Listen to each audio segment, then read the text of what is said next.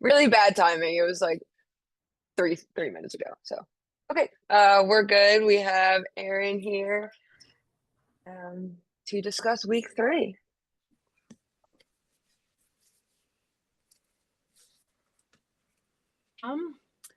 But we've got a good group of folks here, so I will walk you through our week 3 kind of organizing your fabrics. It'll be a nice, I saw in the Discord chat that some people were just getting their fabric delivery this week, so it'll kind of also works as a catch up week, which is pretty nice for folks. Let me see. I'm also playing with my settings so I can make sure to see you all. But I'm going to tilt my screen down so you can see kind of the practice activity I've laid out for you, which you can then hopefully apply to your fabrics as we are starting to organize them. So after this week, the fabrics that we pair together will stay together.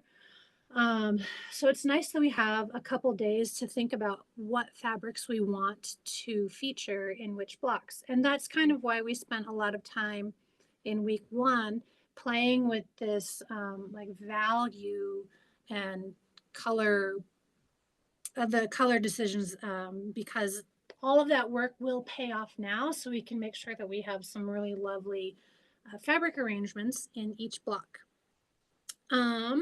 There was somebody in one of the Discord chats that put up this like really great organizational tool, which I think we might be able to highlight for some folks if you like to have another piece of paper that can help you organize your fabrics. But what you can see here is we're gonna imagine that each of these piles represents all of my cut fabrics from each color family. So for example, if this is my color family 1, right here I have my light, my medium, and my dark. And then here I've kind of written A. We're going to picture that this little scrap of fabric represents all of the A fabrics that we've labeled A. This is going to represent all of the B fabrics. There you go, I can see it a little better. And the C fabric. So this is written on all of my little squares just to help me keep straight. So what we're going to end up with at the end of this exercise is 15 piles of fabrics. And each pile of fabric has an A, B, and C group of units. So at the very minimum, if all of this is confusing, that's the goal at the end of the day, is to have 15 piles of fabrics. All of the A units are of one color, all of the B units are of another, and all of the C units are of a third color. Now, because you all don't know what you're sewing, that's where this kind of conversation around value becomes helpful. It makes, you're going to end up, if you follow the logic that all of the A, B, and C fabrics in each pile are of a different value, then we'll know that the patchwork will shine through. That's what that is there to help you determine. So you can either go about this randomly and just start to create 15 piles of fabrics, one light, one medium, and one dark fabric. Or if you want to start in a more methodological, I think sure that's the word, manner, we can do something like this. We're going to start with all of our dark A units. I'll pull them off to the side here. So you're imagining that you're using all of your cut units here. We'll pull up all of our A units. Now, instead of just taking this same, the next step, I'm going to go over the like really super chaotic version first, and then we'll go over the kind of color coordinated version next. Instead of just taking this piece of fabric and placing it over here, we're going to do like a step method. I believe I also saw somebody talk about this in the Discord channel today. Is it a channel, a chat? I don't know. In Discord. So we're going to move up one level here and take the medium value of the blue and move it down into this pile. We're going to take the medium value of the green and move it down into here. Same thing, medium value of the yellow, medium value of our browns over here. And then I'm calling this purple. It's not really purple, but our medium value of our purple over here. So these piles now still need their third fabric. So we're not going to start with the blue. We're going to start with the green here. We'll take the light value of the green, move it into our first pile. The yellow value, the lightest value here, the light value of the browns, the purples, and then the blues up here. So these are our to be sorted units. I'm going to move them over just a little bit so I can show you. So one of your piles now looks like this. It has a dark, medium, and a light fabric, one from each of your different color families. Now these are not, I just pulled these out of my scrap pile earlier today, so they might not be the most perfect examples.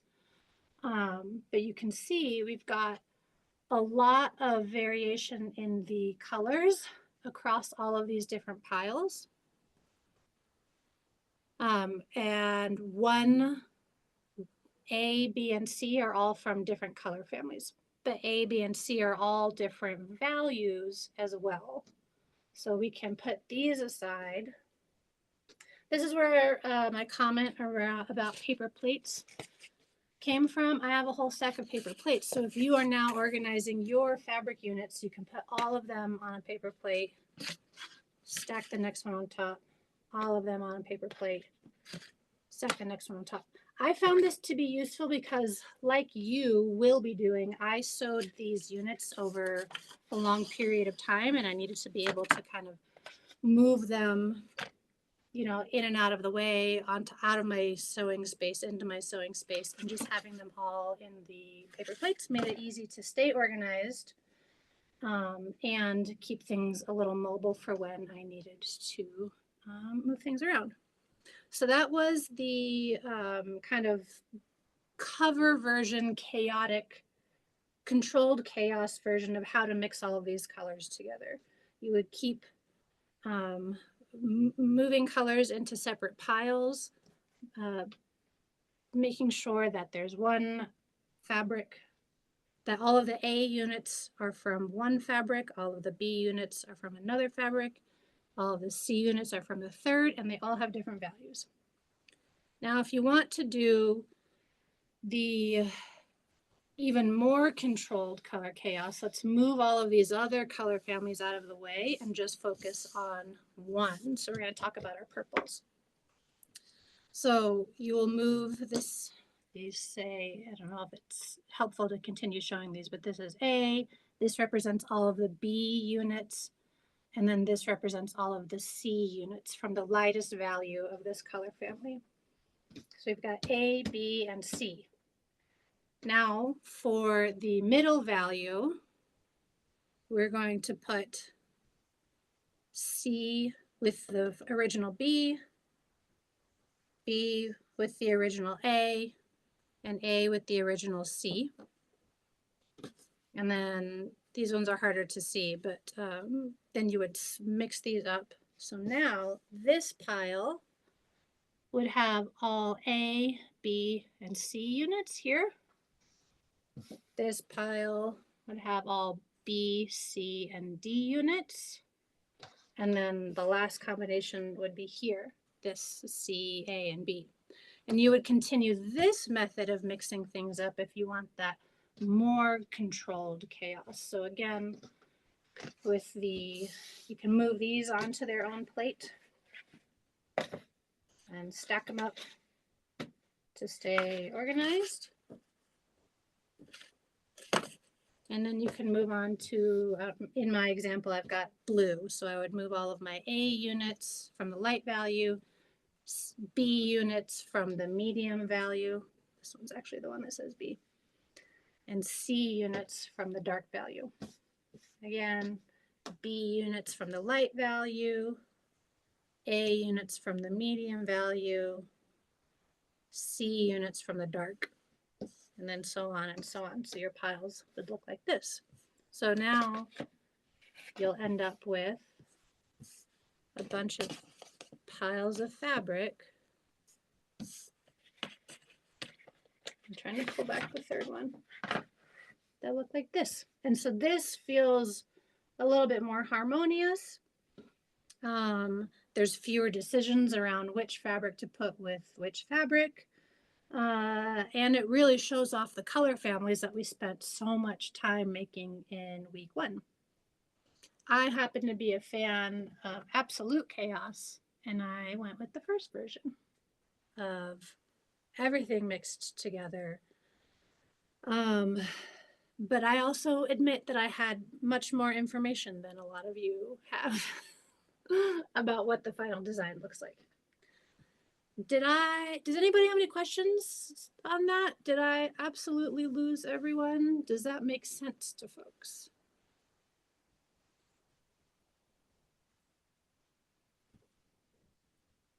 You can definitely unmute and ask your question if you would like to, or you can put it in the chat, either one. If same thing as last week, if you have some like pictures that you've taken of the piles that you've been playing with so far, totally willing to chime in and tell you how beautiful they are and what an amazing quilter you are. Yeah, I know there's several people that were in between. They tested out their piles several different ways. Mm-hmm. So yeah, I'm interested to see if anyone, after seeing that little tutorial, if, you know, feel confident going one way or the other. I admit that doing this exercise, I do like the keeping all of the units in the same color family. Like that is, I can see myself feeling very comfortable and confident moving forward with that colorway for sure. Yeah. I mean, even if you, I wonder if there's a way to kind of do both. Like maybe there's like blues and greens that look really good together, and then you got some pinks and Mm-hmm. yeah, that'd be I think there was someone in the week 3 channel that that did talked that. about like all one color family, all scrappy, and then a mix of both, where it's like, well, I definitely want all my blues to stay together, but all the other ones I'm fine with being scrappy. Mm-hmm. Yeah, yeah, I'm imagining that there being some color families that just look really good together and keeping those together, but doing scrappy. And then yeah, so it's pretty, you know, you can kind of go in whatever way you want, but I'm pretty confident that if you like your color scheme, it's going to look great. So Yeah, I feel like it feels more complicated. Yep, go ahead. I think they had the A's and B's in the same family and C as like a pop, like different. Mm. Well, that's a fourth way that I was not thinking. Yeah, I didn't even think about that way. Was that a cheater? I wonder if that was It a might have cheater been in the person. cheaters. Okay. Yeah. So that is another way you could do it. Oh wait, yeah, that was Granted. Marlene. That was Marlene that did that. Tried it 3 different ways. It was not a cheater person. So if you want to Okay. follow in Marlene's Steps. method of doing this blind and feeling, because Marlene has been in Toad Circle so long, for a long time. So Yes. if you just want to go in and copy someone and you're not willing to cheat, but you still want some help, that's a good. I can show good you method. all what that would look like. Yeah, that's a good idea. Let me find my camera now. Make sure I'm Because yeah, I'm imagining. Yeah, let's see it. okay, so maybe let's think about, we might keep our cool colors together. Let's assume that that's some starting logic. So we might say if we want to keep the lightest purples and blues together, maybe we have with a pop of color for something else, we might do A, B, and then C from the greens. And then we have I'm trying to pull my fabrics apart. Again, we have C, B, and then A from a warm color family. And then this is CA, so we need a B maybe from this hot green as a little pop. And then you could continue that with the blues. Maybe you want B and C with the blues. And then B, C, A of this bright, I don't know, creamy mango that we've got going on. And then another pile with the lights, the light blues. And then this, and then another pile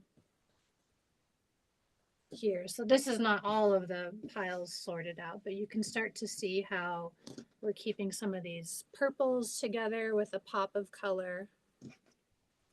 A question with that, I feel like the blues that you just paired with that, should they be paired with dark a dark tone? Or Yeah, I forget the if you're going, I just don't think you could actually only Oh, do okay.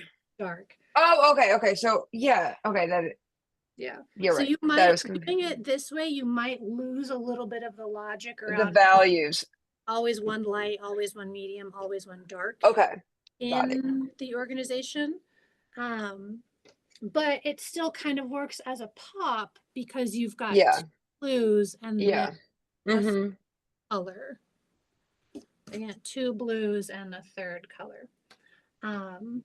So Yeah, and there's I'm imagining if you have like a really busy print that works really well with one other fabric and you want to keep those together, that might be a great way to do that. So maybe this is why, you know, we have a whole week devoted to this kind of color play exercise, and is also why, like, I just loved in this quilt in particular, why I really just loved writing directly on the fabric units, because I was mixing around so many options. I just found it easy to know, okay, I need so many A1s, I need so many A2s and A3s, that I could just look right at the fabric and know that my set, my paper plate of units that would make up one block was complete because I could count them up. But you We know, have a question. Oh, sorry. Elizabeth had a question. If one of the letters was going to be a pop, A's, which one would be the best for that? A's, B's, or C's? And I'm trying to remember in my head which one they get all is mixed up. So like you will, let's remember, like if we're talking about values first, you will have a C of a light fabric and a C of a dark fabric. So there's not a great rule, I don't think, that A, B, or C will always pop, because you'll always have an A, B, and C of every value. So I think it's something you might discover in each of your unique fabric combinations during this fabric play exercise. Because there's one value of each, yeah. Yeah. I just want you all to know that because I saw your plates, I'm realizing now if I were going through this and I had plates and I was doing all this, I would treat it like each plate is me going to a buffet and I'm picking a salad, Yeah. a main, and a dessert.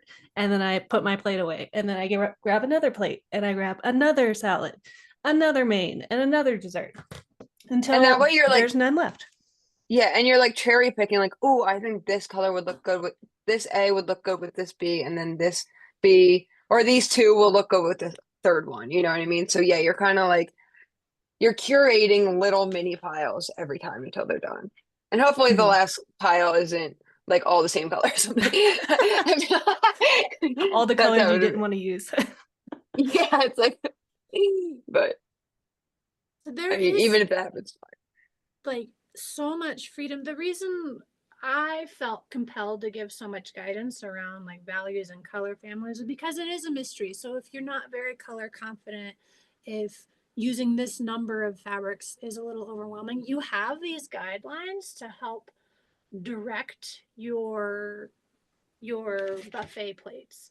If you are more color confident, if you love every single fabric in your fabric pool, forget everything we've just said and use Olivia's like buffet analogy of like, I just really like these three fabrics together, and I have I have a collection of A units of them, I have a collection of B units of them, and I have a collection of C units of them. I love that. And yeah, and some people's fabric pools, it might not be super obvious. Like some of your lightest shade of your blue might be the same value of a medium shade of something else. Like, exactly. So it's, it's not a perfect science, but it's a, it, you'll still be able to see, the block, and it'll still be able to stand by itself. And I'll give an example of that with these fabrics. I think I had it arranged like this. I'll put my camera down again. So I had it arranged like these were my purple fabrics and these were my like brown red fabrics.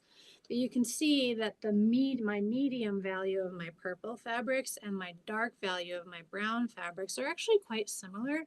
So when I'm putting these piles together, I would avoid using these together because they're not super gonna pop off of each other.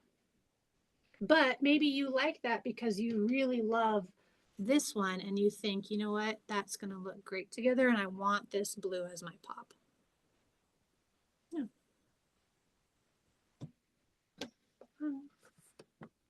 And then I saw, Olivia, you put in the chat that amazing organization spreadsheet, and I forget who added that up in there. It was Aaron. I don't want to butcher your last name, but it starts with the K last name. Aaron K. Aaron K. Well, I'm in the team with complicated last name that starts with the K as well. Yes, this chart is awesome. Yes. So that is, maybe you don't like physically moving around all of your cut fabric. And so you can just you can print out that little organization table and write in the names of your fabric and keep them straight while you're making your piles and to stay organized. It's I loved that. I loved that little spreadsheet. But Yeah, and you can even work down, down the list and be like, all right, pile one, I know I start with, A is going to be my light, and then you work that way. Yeah. Yeah. Olivia, do we have any pictures from folks who have shared their organization? Yeah, there was. Let me copy and paste these two if it will. There was a good example of keeping the rows together, so your color families together versus having complete scrappiness. Mm-hmm. So these two were shared by Crystal. And whenever these two were shared, I said, looking at these piles, this is a really good representation of how they are going to look in the quilt. So this person was trying to decide between, do I want to keep color families together? Do I want to keep scrappiness, whatever? And it's all a matter of like, if you like the piles as is, that's what it's going to look like. And you're going to see it represented that way in the quilt. So if you are trying to decide, I don't know what the design looks like, if it would look better with this versus this, if you just look at your piles and you like the way your piles look, you're going to love what the quilt looks like. So yeah, there's that. And then I think Rachel had a good. Yeah, I'm trying to scroll through copy this one.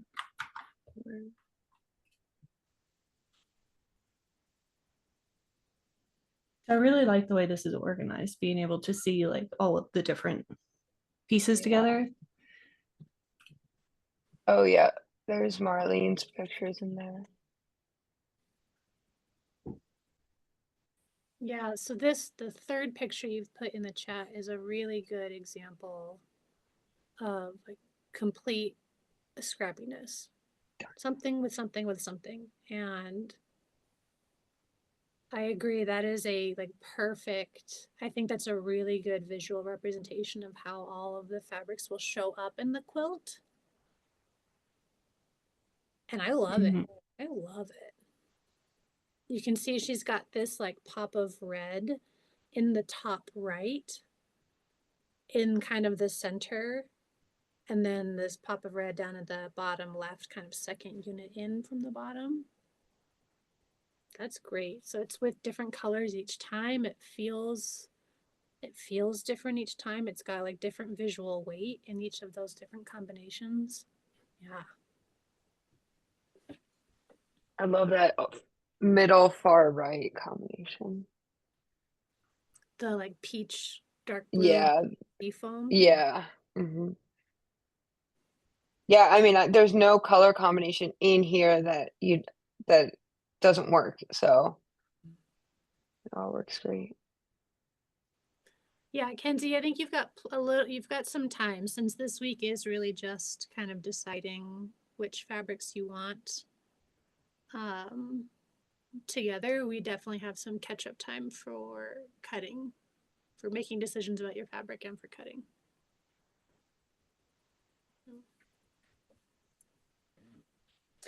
There was one question that I responded to maybe like 20 minutes ago.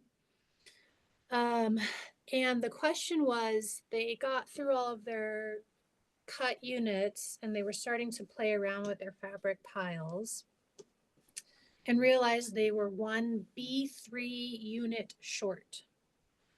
And like what to do, because if you've cut into your fat quarters, and like week one of the weeks said, like you need the entire fat quarter. So there's minimal waste in the fat quarter, which is, I think, a lot of quilters appreciate, but that the trade-off is that if you miscut, we got to figure out what to do. So this woman asked, I'm missing a B3 and I don't have enough fabric to make up for it. What should I do? And my response was, you might need to lean into the chaos version to hide this. But if you take all of that fabric's B units out, you could replace it with a 16th fat quarter of kind of similar-ish color, because the A and C units of this color will never be together with the B units of this color. And so you can replace that, all of the B units, with a new fabric and kind of work it into your piles if you run into that same situation of, dang, I miscut, I'm missing a piece. That might be one solution rather than ordering a whole new fat quarter, because we know sometimes die lots can get a little funky. You also don't want to have to pay $7 in shipping maybe if you're ordering online just for one quarter.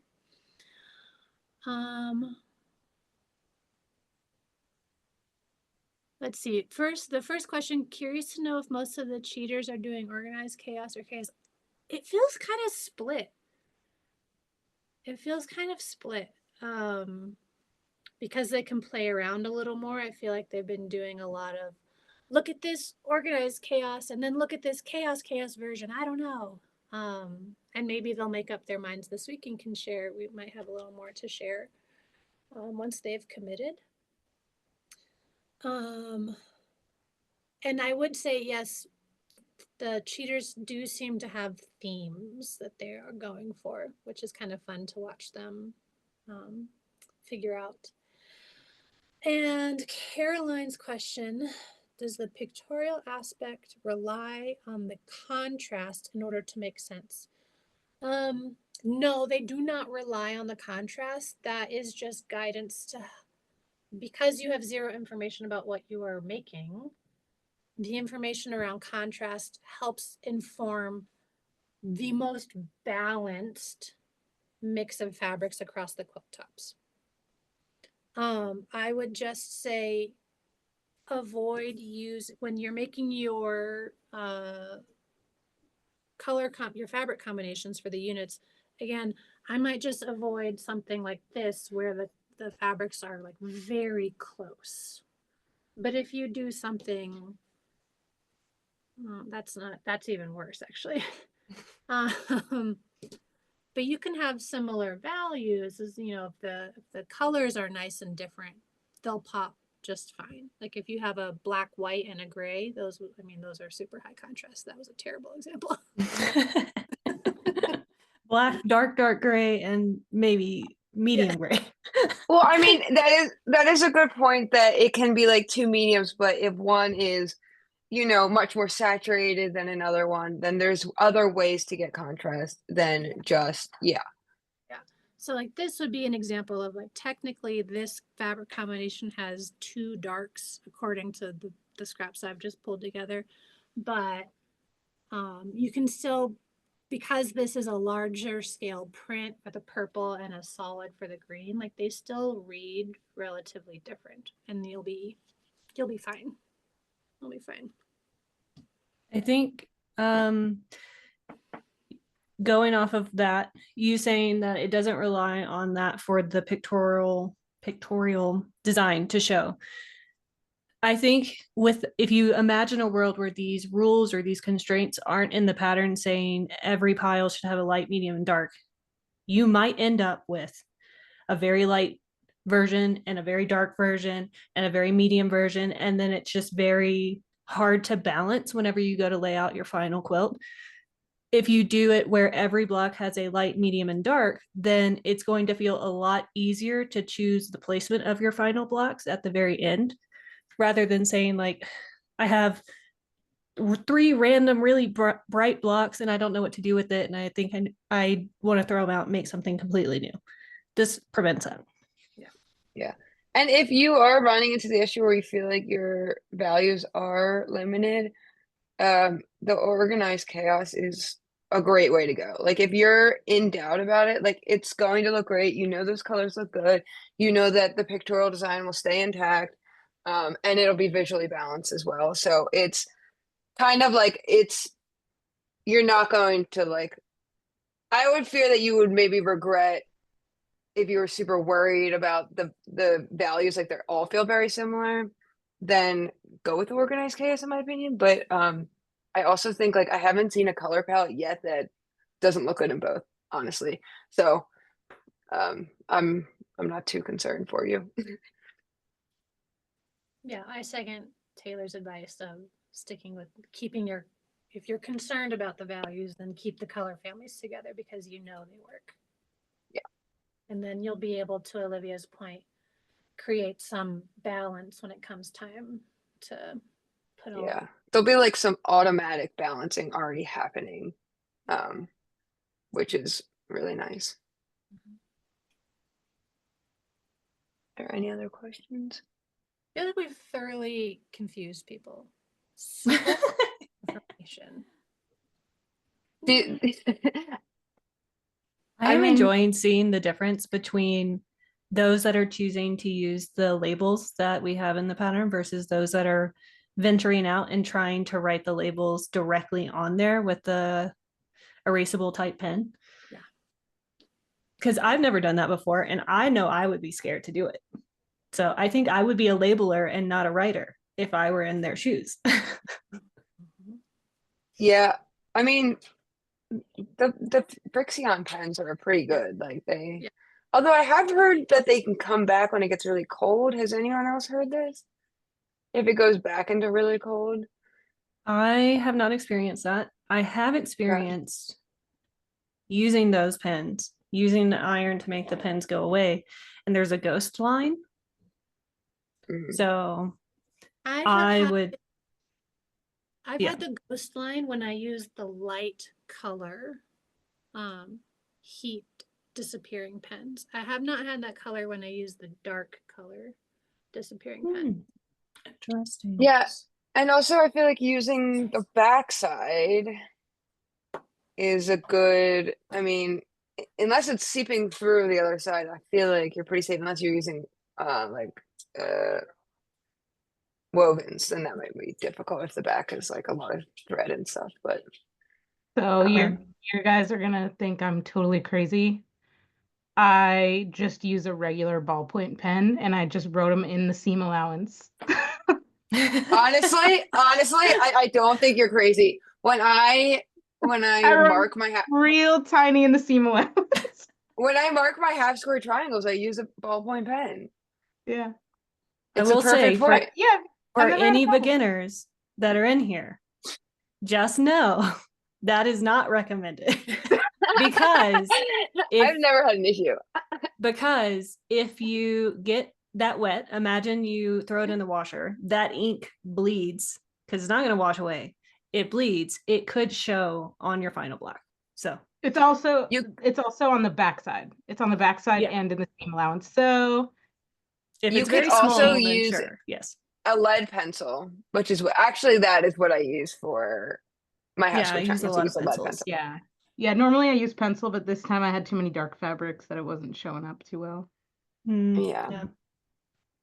There are just air soluble pens, which I've had some really good luck with. The reason I did not recommend air soluble pens for this project is because I think they will disappear after 5 When we weeks. get to that point, Yeah. Or when 5 we get to weeks. the end of the quilt. that would be really bad. Yeah. Yeah. I mean, there's even things where like I have those like little circular stickers that are just I don't know, like that you get from the dollar store. Mhm. That could also work. And you just get like a whole pack of those, and then I don't know, each color stickers like an A, and then you write Yeah, the I understand whatever. what you're saying. Like the ones Yeah. that they use for like garage sales when they put. Yeah, I Yeah. think I have some, but that I might be a mean, good option. I don't need an excuse to buy more office supplies, but I'm definitely take the excuse to buy more office supplies. I think I did that for a while. I like used the little dot stickers, and then I think I ran out and I never re-got them. But Merch, they work well. merch idea. Yeah. I think my chaotic thing is I know that Megan, you shared that you wrote with a ballpoint pen. My chaos is that I don't label anything ever. Ever. I never label anything. And Are you anytime trying I to? need to use it, I will just go measure it again and make sure I'm No, using the right size. that is crazy I feel behavior. like you definitely went up to me. It's just it takes so Not much with this time. pattern. Not Yeah, with not this with this pattern. pattern. Don't do it. Yeah. There's Yeah, some don't do that. patterns that, when it's very obvious, like there's like 5 different size pieces that are cut, then sure. Yeah. You're like, all right, I can see this is a 5 inch square. I'm sewing all the 5 inch squares together to make half square triangles. Sure, I won't label. But something like this, you definitely want to label. There's certain patterns that is. I get away with it because I have a dedicated space for laying my stuff out. So I can lay all the different piles of sizes out and I don't have to worry about like having it on a kitchen table and I have to put it away at the end of the night. Like I have the luxury of having a space that is dedicated to this. So I know I'm in the minority. That is not. Yeah, that's still unhinged. I agree. I still don't think that's.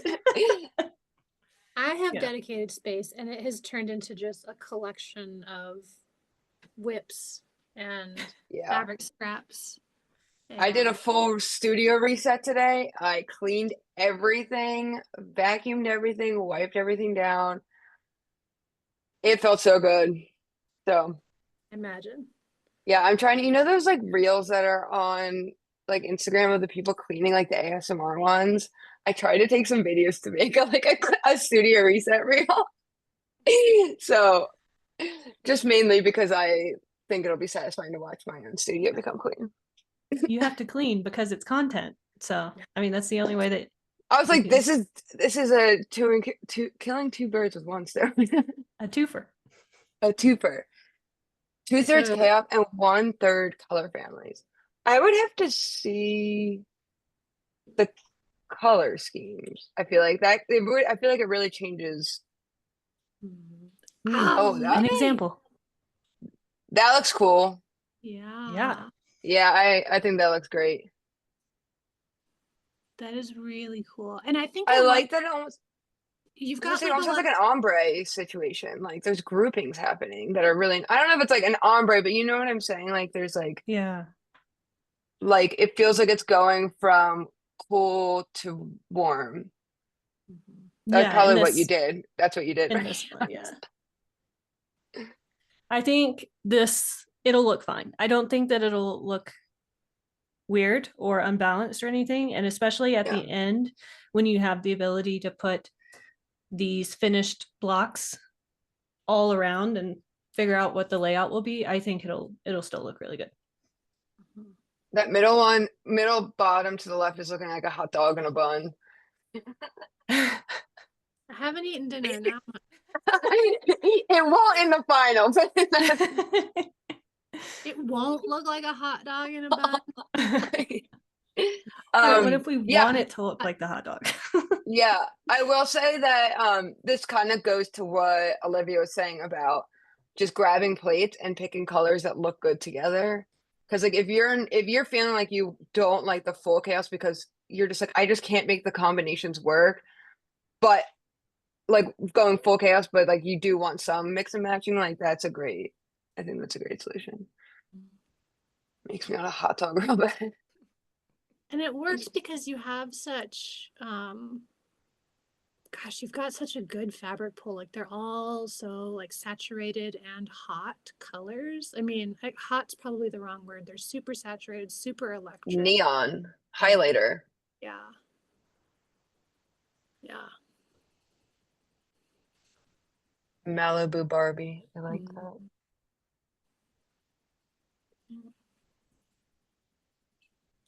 I know that this probably is not the finished pull because this is being pulled from week 2, but I really like this picture from week 2 by Maggie.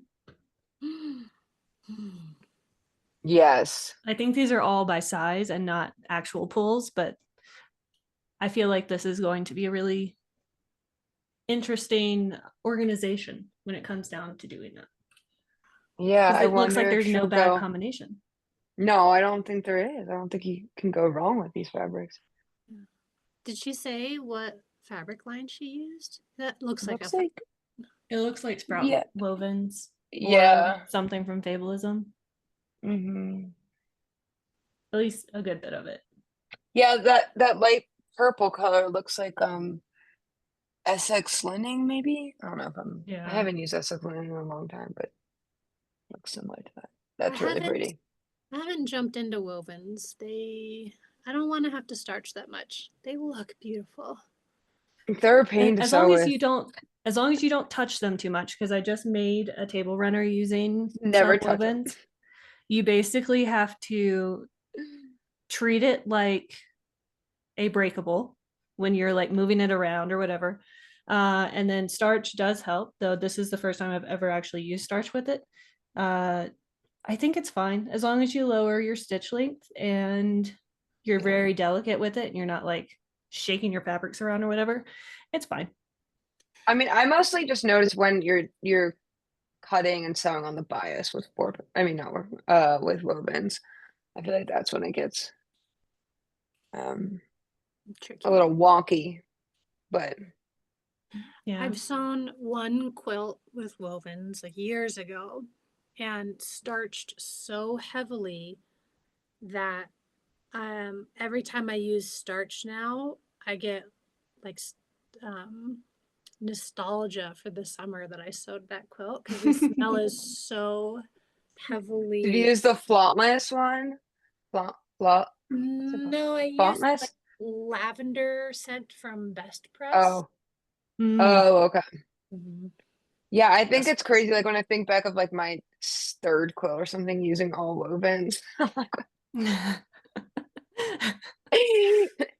and it was like all flying geese, and like a lot of the flying geese are popping off.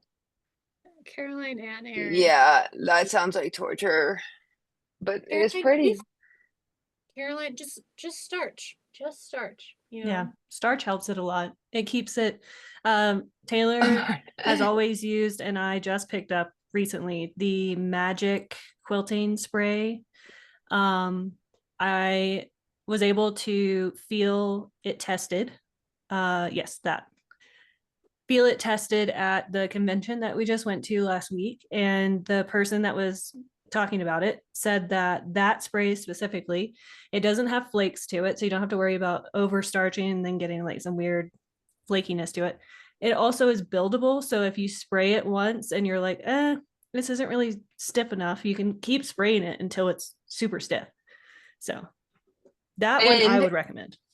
it's unscented for these fragrance scented sensitive people, Yeah. which is me. So Yeah, I really appreciate the unscented. Yeah. And then what else? There's something else. Oh, I don't think it'll attract ants, which apparently is a problem with other starches, so be careful. Mhm. I learned that the hard way. So, Like I've never had that. homemade starches or so I bought hand dyed fabric that I'm assuming it felt like it was starch. But also I don't know what they used to dye the fabric. But I had a fat quarter of it in my built-in unit behind me, and there was just a line of ants going into my built-ins, and I opened it up and they had surrounded this one piece of fabric. oh. And I had to like You take found the quilting everything out. community in that ant farm. That was traumatizing. I was not happy about that. Yeah, it was bad. And I have heard that if you use starch, I don't know every starch, but it does attract like sugar ants and stuff. Yeah, I'm sure that there's something built into like Like the sugar the and stuff. starchiness. Yeah, the sugar in there. Yeah. Yeah, it'll probably attract stuff. This is not to I, scare you from using starch at all. I'm just telling you. You It were is more than something. likely you'll use it in a quilt and then wash it when you're done. So Yeah. it's not like it's Yes. going to sit. Yeah, like every quilt that I've starched heavily and then, have made, quilted, washed, never had any issues or anything. I think if like you had a quilt out that was heavily starched and you like left it there for like a really long time, maybe you would, but I don't know.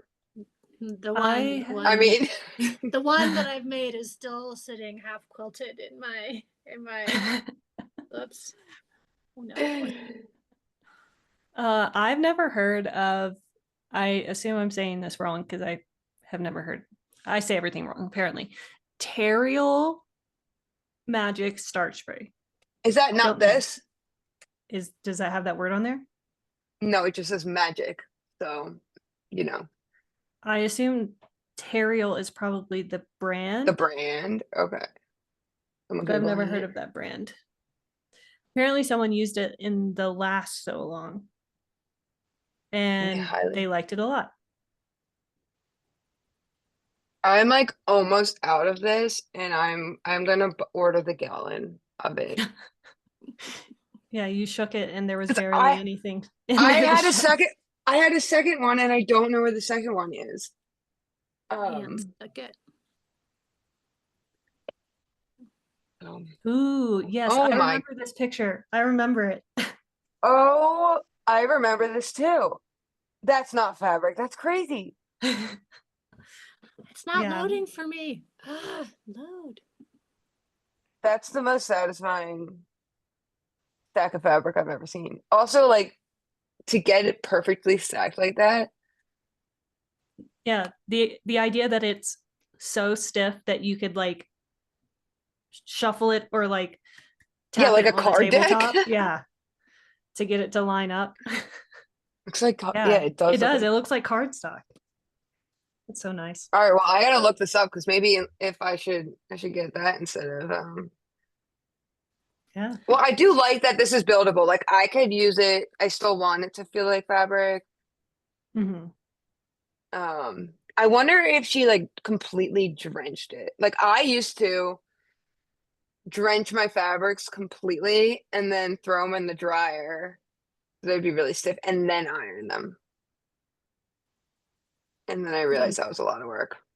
And don't do that with this quilt pattern. Your Oh fabric. yeah. Oh, you don't do that at all with any pre-cuts. That's like a yardage situation. This magic paper fabric picture still isn't loading for me. I feel so, I don't have this knowledge. Maybe I can copy it and resend it.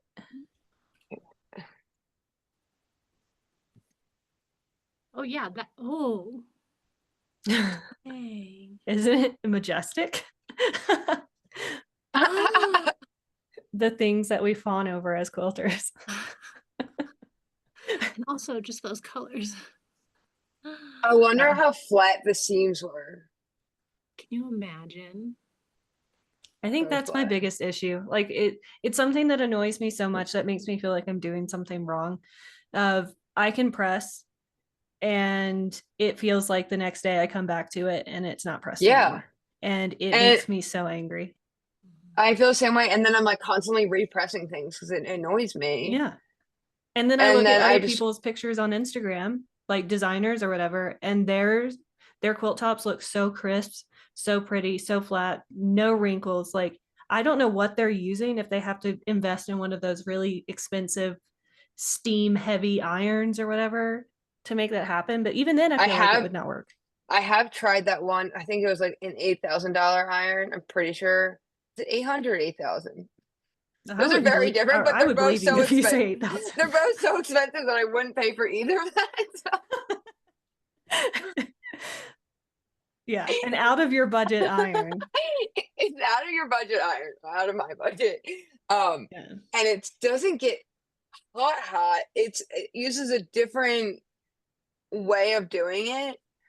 I don't know, but it got them. It got the fabric and the seams so flat that I was like, maybe it is worth. Okay, don't. Yeah, I always try Maybe. to attribute the fact that it didn't stay pressed to the fact that I lived in the South and there was a lot of humidity. And so maybe it was just the fact that there's so much humidity in the air that it was just seeping into my fabric and making it wrinkly. But I'm in Colorado and it's dry. It's the driest environment I've ever lived in, and it still does that here. So I think I'm doing something wrong. Yeah, I mean, I think the magic spray will help a lot. I noticed a huge Yeah. difference in that, like especially with the definitely helps. curves. My next pattern, sewing the curves, like sometimes I was just like looking, I'm like, this will just not get flat no matter what I do, and I just drench it with that magic spray, and it's like flat, crispy. So, and it stays down better. Yeah. Wait, Erin, what's a hard ironing board? Like, do you have a recommendation for a hard ironing board? Because I've got the like wool mat, so I don't know Yeah, if I have a wool mat. it counts as hard or soft because it's. I feel like it's I feel like medium. I think that would count as like on the harder side. I have one that I definitely need to reupholster essentially. Mine is a piece of wood with batting on it and then a layer of like canvas. So it is hard. Is that And harder than wool? The wool yeah, mats, do you know? yeah, it's just a piece of wood with batting on it and like a layer of fabric. And I've used that. I've used regular ironing board, like a clothes one. I've used the wool. Like no matter what I use, my seams do not do well. But I do like wool They smell Yeah. weird. Oh my God. You Mine can't doesn't get smell them wet weird. because they smell weird. Oh, oh, When Yeah, they're if you real use steam. fresh, they smell weird. Yeah. I've also started using a clapper, and it's not doing anything. Like I'm wondering if it's just a hype thing that people are like, oh, I have a wooden clapper, because it's not doing anything for me. But I don't know. I I do when like I the idea do- of a wooden cutting board as a clapper, because then it's like large surface. I recommend so for my like curve block of the month last year, because we were only doing one block at a time, like you had time was a real asset to leave things under a clapper or a heavy book at least overnight. But we were only doing one block a month, so you could and you would not get off schedule. And Yeah. I've found that if I leave multiple blocks under a clapper overnight, like they don't get as flat. Like it just you Yeah. can only have one under a clapper and it works.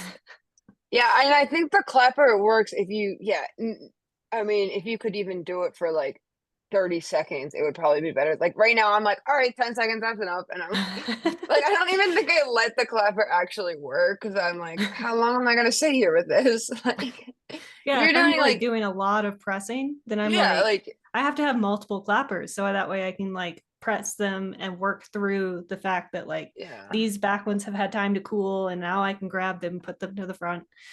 I have like a system of 3. So yeah.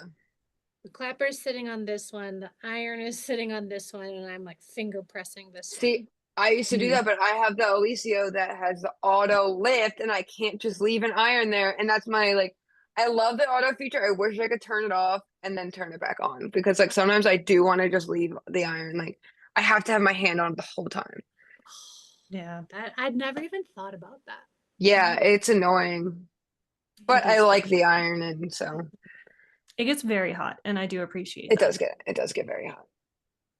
I don't know the brand. Oh, Rowena, maybe. I went out and spent like $80 on an iron and immediately abandoned it for the $20 one I was trying to upgrade from. I probably tried the same Rowenta, and I also Yeah. abandoned it quickly. Well, mine it had like this weird film on the bottom of it, where when I would iron, it would like get sticky and get like stuck to my fabric, and then it had this like, it was really gross. It had this like layer of gook on the bottom, and I could not like I returned it after like a couple weeks of using it. I was like, I can't use it. It's like sticking to my fabric. There's something on it. That So sounds. I yeah, it think was bad. the more I use starch, the more like buildup I find on the plate of the iron. And I never Yeah, you think to look definitely have to until I clean like picking fabric Yeah. up. it. This does not leave any film on your iron. Mm. Now, That- I am not sponsored by Magic Spray, just so you know.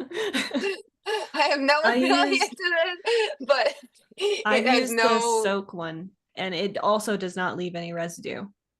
So if you're between choosing the soak brand, which I think is Canadian or French, I don't know why I'm thinking Canadian or French. Maybe It does it's not leave any film, French-speaking Canadians. probably. It doesn't leave a film. I didn't use Best Press enough. I did it in the very beginning, but I don't think I used it enough to be able to contribute any opinions to it. Yes, the Yeah. soak flatter spray. Yes. I for some reason remember not liking Better Press, but I'm assuming I had a scented version and I just didn't like the scent of it and was like, nah. Yeah, the scent is strong. Yeah, I Well, think I was the like, this flatter is way spray too. is also strong, but they have a Yeah. scentless version. So Is And it they have scentless, better. or is it scented to cover up scent? probably that. And you could still smell it. Just me. Just have a dog nose. Now we're all Speaking of sniffing our my sprays. my friend, he's moving and he had just gotten rid of a bunch of stuff and he gave me his like office chair. And I was like, I'll try it out, whatever. And I'm using it one day and I'm like, what's that smell? Like, and I thought like someone had sprayed my desk with something, whatever. And then I realized like he washes his clothes with scented laundry detergent, and I could smell the laundry detergent he uses like from the chair. And I was like, I can't. Oh my gosh. And then I realized that I am in fact crazy. So So I just popped open my unscented Best Press. And if anything, there's like a slight candy smell maybe, Mm. but you have to like really get in there. So I can't really attest to how unscented. and I wonder if it's when you start ironing, sometimes Yeah, that's when it when it changes. comes out. Yeah. Yeah, Yeah, the fact lavender that there's overwhelming. a spray called Best Press and there's another spray called the other Best Press Wait, is really? wild. Yes. I didn't know that. Hmm. It's so That's strange. funny. And I wonder if it's got to be by the same Is company it the because same otherwise that's like company? a trademark thing. Or it's a diss. Well, And yeah, there's but you still drama in can't the pressing world that we don't know about. imagine I decided to become a fabric designer and I named myself the Better Toad-and-Sew. Like it's still trade like I can't do that.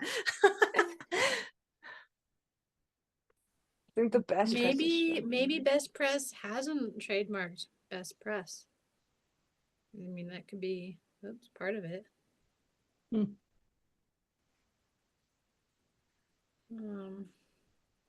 Oh no, it's Mary Ellen. It's also Mary Ellen. So there you go. Yeah, it's the Oh, same it's company. it's the same company. Okay. All right. I wonder why Well, they I was would hoping It's some. not use that. starch. That's why it's not starch. It's an organic starch alternative. Oh. Why wouldn't they Uh, just say organic Best Press or something? It's got to be the same name. I don't know, but I was hoping for some beef in the pressing world. I know. Oh, okay, hold on. It says from the listing, it says this does not replace the original Best Press. You'll find both are necessary to make the perfect quilt. So you So have to use both? Why would It's they? like you have to somebody use both saying, at the same time? it's like somebody saying you need this thread for your top thread and you need this thread for your bobbin. Mm, Yeah. But hey, lemon mist is now available.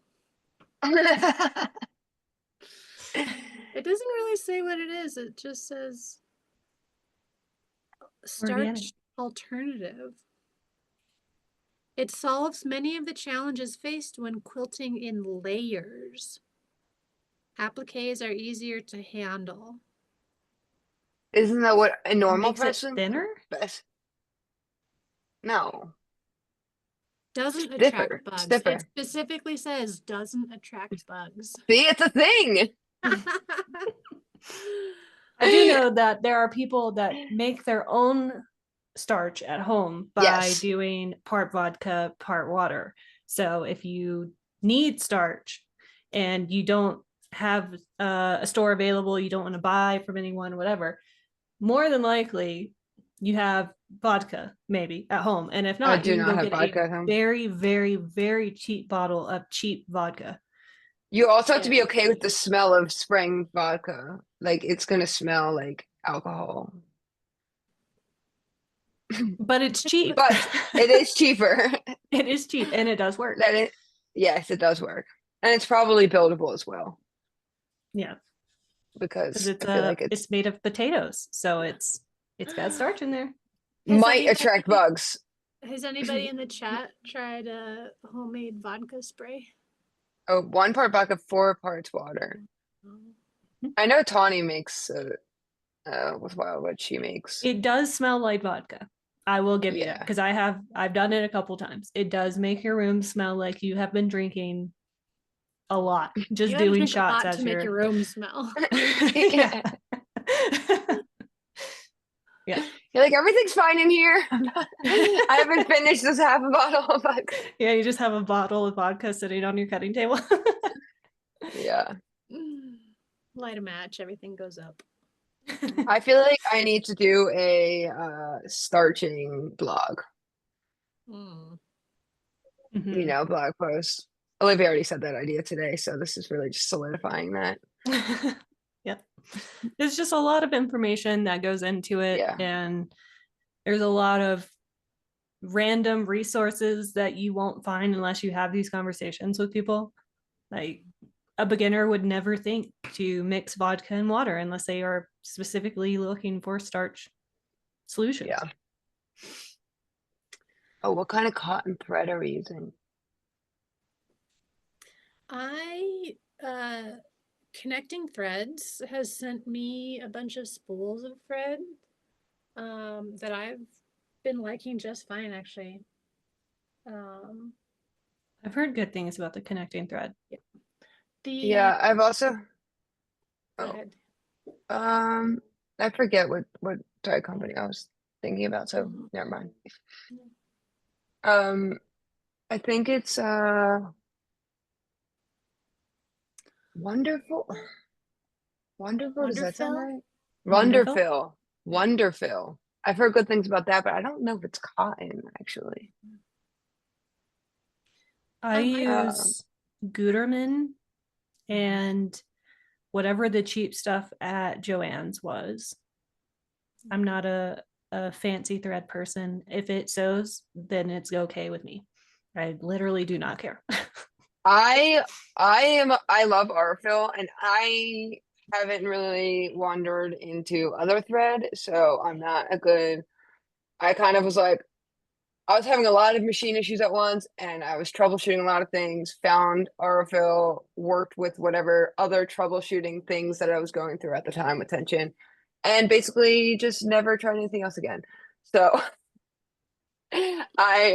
not the best person. People say it's linty, but I'm like, oh, are other threads not as linty? I don't know. Yeah, thought this coaxing was just I starch what is like you not I easy. did. I'm like I don't know if he's a linty. I mean, I don't think it's overly linty, I'm but sure again, that don't have anything some to compare like it to. non-cotton versions are probably not going to be linty, but then like to me, I'm with you. It's like if I'm using cotton thread, that just kind of comes with the territory. So I mean, Yeah, I've I mean, definitely I also used with polyester before, but I just had it yeah, in my bucket of thread, yeah, and it was the first thing I grabbed. yeah. I also do like clean my like every time I change my bobbin, I like just I don't like take it all apart, but I do like delint in it and stuff, so You have that a helps. very solid practice. I clean my machine when I can't figure out my tension issues. Yeah, I think I just really get a lot of satisfaction. I have these things. Hold on, let me show you guys. yeah, but the satisfaction that comes with a really dirty machine when you finally Yeah, clean it is so much better that than is the true. like little bit of lint. Okay, but you guys have to get these things. It's Oh, like like an has like interdental? Like, is a it like, little felt tip, oh, and it's so satisfying. You can get deep in there and you just have to touch it and it pulls up a lot of stuff. I think I just really like doing it. So I don't think it's me being like a good sewing machine owner. I think I'm just like the satisfaction of pulling this like shoving this really deep in there. Yes, I will. Yeah, I actually had like um yeah, I'll drop the link. I had a I'm list of all this fan. stuff somewhere. I'm a fan of pipe cleaners, just like the regular old like craft This is way better than tile that. pipe cleaners. I mean, Way yeah, it looks better. fancy because you have like a No, little no, no. fancy tool for it. No, these are also very cheap. They're probably the same price as pipe cleaners. This is like pipe cleaners are too bendy. Like it's like you can't. You need the structure's not there, and also you Oh, I just need fold like. mine in half. Like I'll fold it so it's more stable. But it's still too like thick. Like this is like. I'm telling you. I'm telling you. For the Once you amount get of these, things, lint you that's know in how my I learned. machine, anything Oh, will pick it up. I learned this from the girls, from the ladies in my guild. Or when no, I'm not really a part of the guild anymore. But they handed these out at like a I don't know some type of meetup. Everyone got a bunch of them, And then I was like, wow, this is the best thing ever. And they know their stuff. So I'll send you guys the link. I just have the like plastic brush that came with the. Yeah. Oh, that's why you never do it. That's so bad. I will say for any new people in here, again, they say never use canned air to clean your machine. I have done it one time. It is very satisfying. It is not recommended. Do not do Put that. safety glasses on first. Well, it's more of if you do that, you're potentially spraying or moving that into a place where you normally can't, where you can't get it out, and it should not absolutely be there. So it could make things worse by blowing Yeah, and then air in there. and then I think about that, and I'm like, where could it possibly be going that it shouldn't be? Like, because you look in your machine and it's like empty down there. Like it's like there's not that much. Like where's it going? Yeah. I don't know. I'm sure there's some type of other To world me, down there that I don't know about that I would be introducing my lint into. um, yeah. So all right, here they are. Oh yeah, 6-pack you get like 100 of these. 400 you get for hand these all out to your every quilter you know. That's why they handed them out because they just wanted one, but had to order 400. All right, hold on. Let me find like a. This is Amazon. Let me find a non-Amazon version for you Is it guys. like a plastic thing with a felt tip on the end? Yes.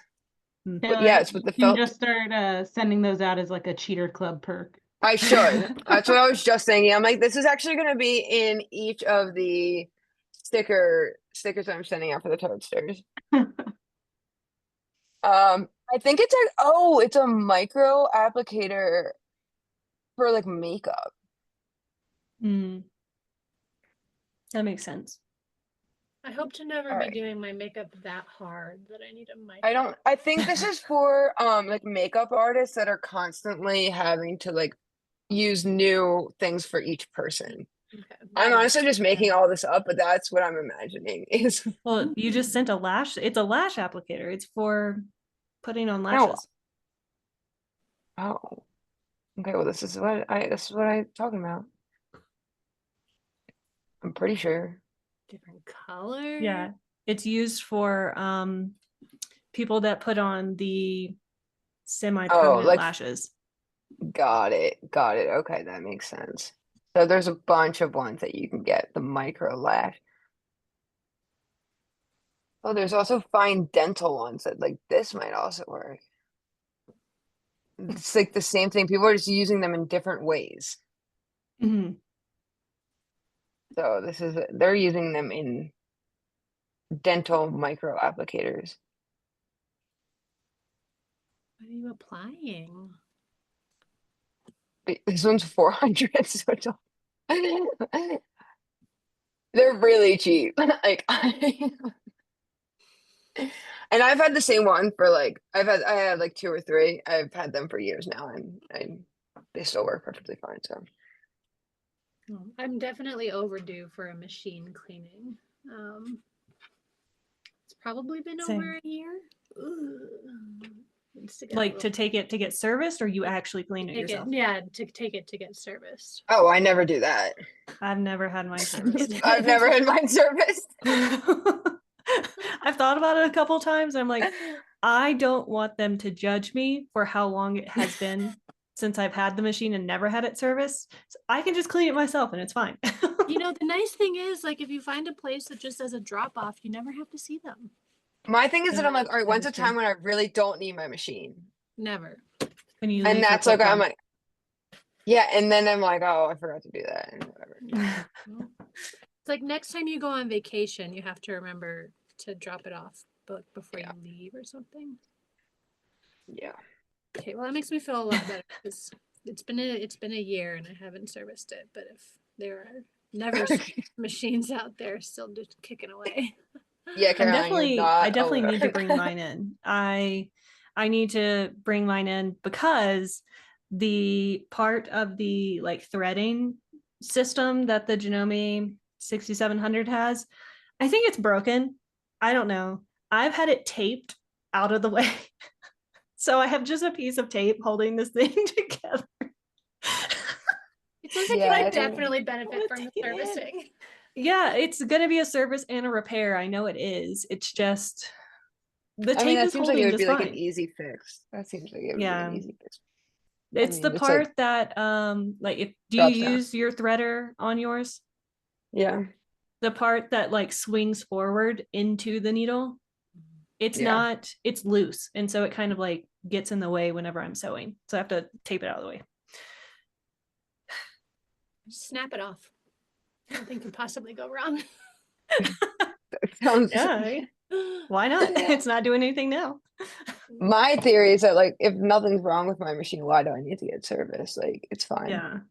I'm like, what am I gonna wait for a tension issue? I mean, I know that it's good to prevent bad things from happening by getting it serviced often, What if especially this since is it's just a not a cheap scam? machine. Like, What if this is a scam where they just want you to pay $100 every year to get it serviced? Like car dealerships. okay, well, no, you actually need to get your oil changed. My goodness. Please tell me you're Okay, changing did your I oil. say oil change? I didn't say You oil said change. car.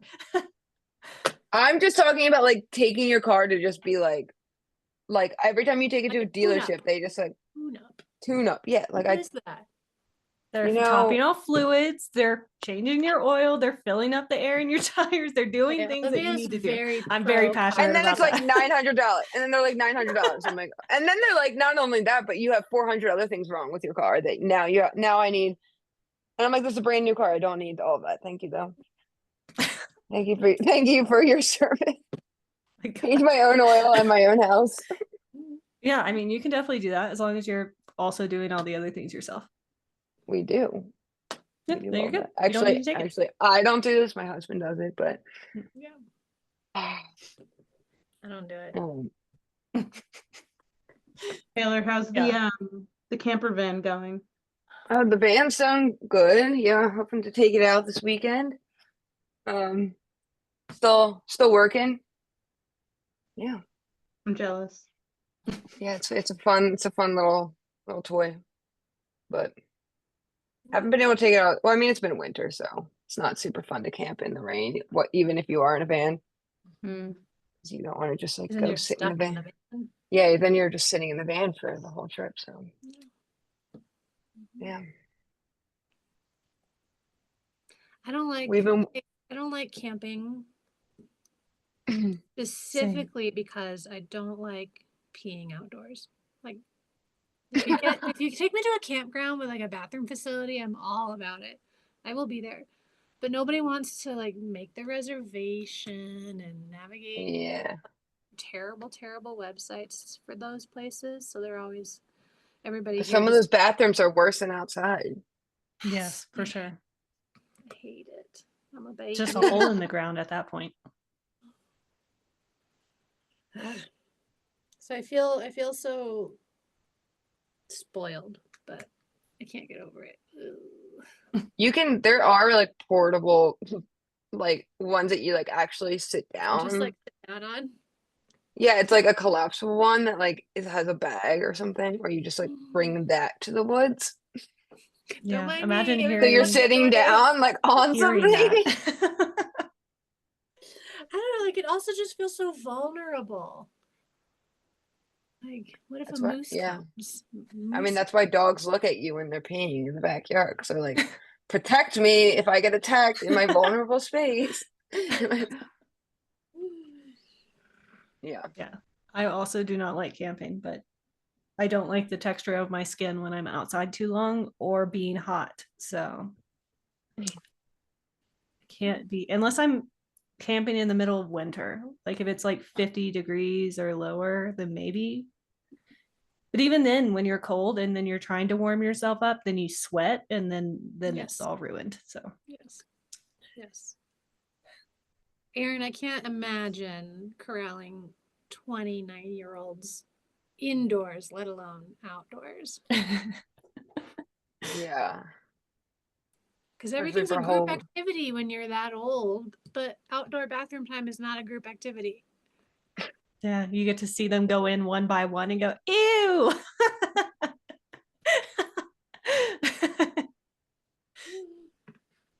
They Yeah. learn to appreciate plumbing. Yeah.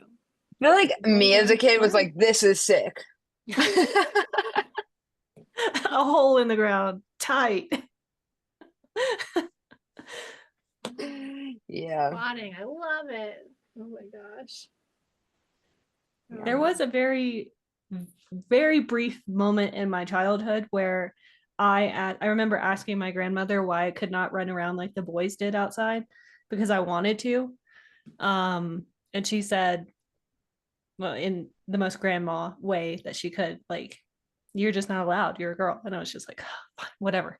Now I could not imagine running around outside, like no pants, no shirt. Like, I don't want to do that. I My was the kid that lifted my dress in school. So are you My niece surprised? and nephew live next door, and my niece is like 6 turning 7, I think, and she's in a new phase where all she wants to wear is her underwear. So she runs around the house mostly naked because Fair. she just doesn't want to wear clothes. Free spirit. She's a free spirit.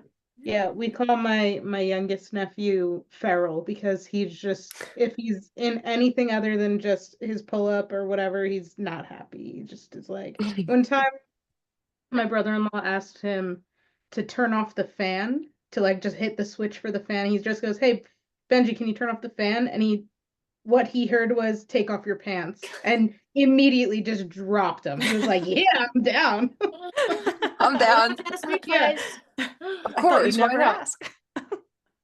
He's like, immediately, he was just like, "Okay." Okay. That was so funny. Any excuse. Oh my gosh. That's hilarious. This is why we have quilted clothes to, continue to convince us that we need to wear cute stuff. Yeah. Plus, it's like wrapping yourself in a blanket all day. So Dang, all day. I will admit I have not yet made a quilted clothing anything. I would I've love a made quilted one hoodie. coat. Yeah. My quilted coat's not that comfortable though. It's like clothing seems so high effort. I mean, I know somebody could say that about quilting, but we're already invested in the quilting. Yeah, we've already done that. I keep saying like if I took a different path, like I could have seen like knitting or something. Like I don't think I always would have been like in the crafting world, but like I like look at knitting patterns. I'm like I can see like a different tailor and a different life, like going all in on that and just that be the thing that. But I was, but Yeah, I can. If you love your little micro applicator in your sewing machine, you would definitely love. The difference too is that, like, say you knit something and then you either lose or gain weight, or you grow or something. It's like then that thing that you work so hard on doesn't fit you anymore. You have to get rid of it or find someone else to love it. With a quilt, it's just One it fits size fits everything. all. One Exactly. size fits all. Mm-hmm. I mean that's true. Yeah, One of these I would days. love to start sewing clothes more. It's just so intimidating. But I said that every year, so I've I stopped look telling myself that. I look at myself back before I started quilting, and I was intimidated about using fabric at all.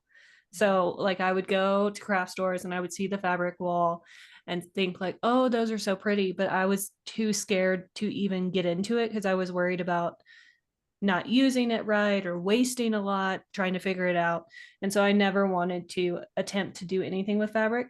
And now I can look at fabric and I see the math like in my head when I think about something. I still have these feelings about clothes though. So I know I Well, just because need to garment do it. fabric is really expensive.